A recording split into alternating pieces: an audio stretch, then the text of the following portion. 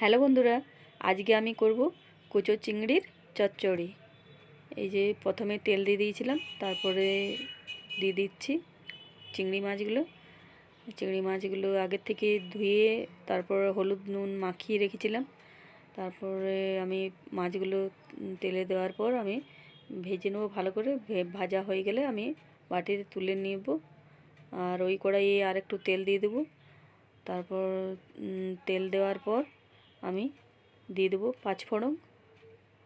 পাঁচফোড়ন দেওয়ার পর দিয়ে দেবো টমেটো কুচি, একটা বড় টমেটো কুচি করে দেব। তারপর একটু নাড়াচাড়া করে ভেজে নেব। তারপর দিয়ে দেবো নুন, 2 চামচের মতো নুন দিয়ে দেবো। তারপর দিয়ে দেবো হলুদ গুঁড়ো। হলুদ গুঁড়ো দেওয়ার পর দিয়ে দেবো লঙ্কা গুঁড়ো। 1 চামচই দেবো, কেননা এই সর্ষে বাটাটাতে কাঁচা লঙ্কা বাটা একসাথে দেওয়া আছে, একসাথেই বেটে নিয়েছি। তারপরে আমি সর্ষে বাটাটা দিয়ে তারপর আমি সর্ষে বাটা নাড়াচাড়া করে নেব।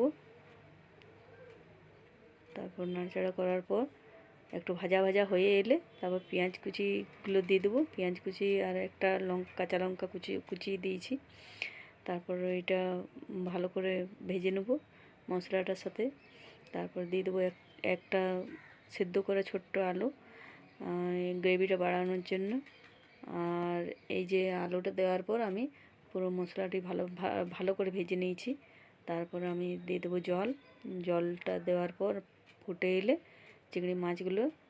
ভাজা চিংড়ি মাছগুলো দিয়ে দেবো।